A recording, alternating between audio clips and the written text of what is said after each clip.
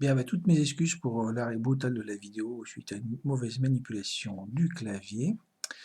On va la reprendre où on l'avait laissé, c'est-à-dire sur les fonctions d'esquisse spline.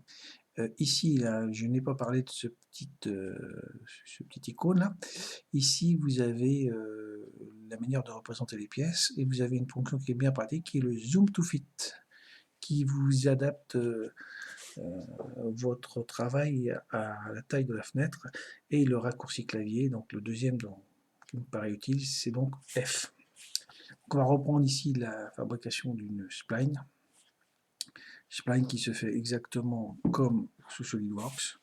Donc moi généralement je choisis de les faire comme ça, à part si on a besoin de les faire passer par des points, un ensemble de points réguliers, et je tire, échappe, voilà, je tire, voilà, sur ici les poignées pour modifier l'allure de la spline. Les points, on les a créés, enfin je les avais créés ici, je peux en créer un, hop. Le texte, on ne va pas voir le texte, ça on va le voir plus tard. Et si on veut construire avec l'allure d'un trait mixte, c'est-à-dire une entité de construction, eh bien on peut le sélectionner avant, et ici on va avoir notre trait mixte. Ce trait mixte, il va pouvoir nous servir par exemple pour faire des miroirs. Ici, la fonction miroir, eh bien on va sélectionner l'axe du miroir et on va pouvoir sélectionner les entités. Voilà. Voilà. Je vais faire un zoom ici. On voit bien que ça a été symétrisé. Donc, on va poursuivre. Ici, les arrondis servent à faire, on peut cliquer les deux éléments ou un coin. Donc ici, ben voilà, un arrondi de 25. Unité 25 parce que je l'avais paramétré ici avant. Les petits ciseaux servent à supprimer des entités. Voilà.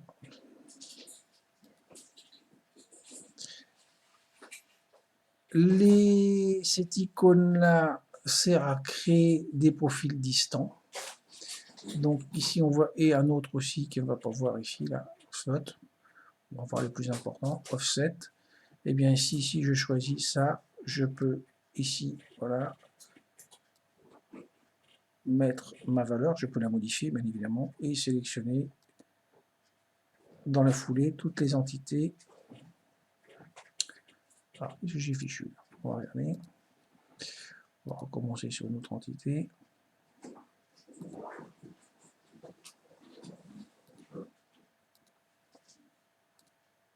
Voilà, 5, 5, 5, 5, et puis on peut tirer dessus aussi. On peut modifier directement la valeur. Voilà comment on fait des profils distants. On peut, bon, le miroir, je l'ai dit, je fais voir. On peut aussi également créer des répétitions d'entités par autour d'un point, et puis aussi des répétitions linéaires. Donc voilà, on peut définir sa répétition et après sélectionner ces entités. Voilà. Vous voyez que là j'ai fait pas mal d'entités répétées.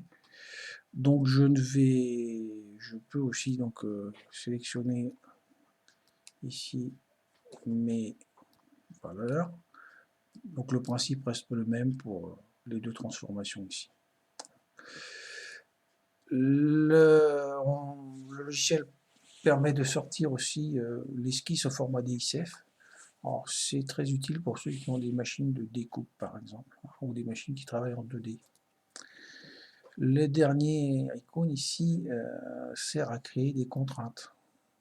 Voilà, la coïncidence, eh bien, on peut, c'est relativement facile, on peut dire que ça et ça doivent être coïncidents.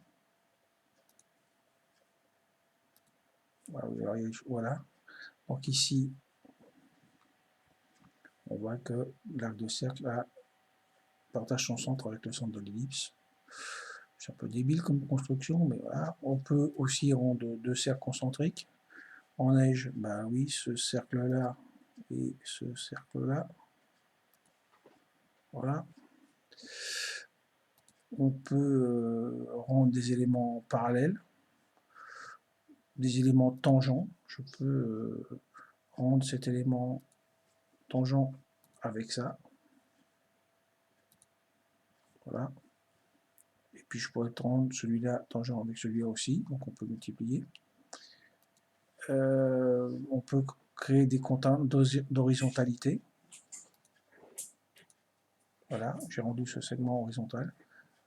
Ne pas oublier qu'on a une petite flèche défaire ici, si voilà, on s'est trompé. Verticalité, perpendiculaire, on pourrait dire que ça est perpendiculaire à ça.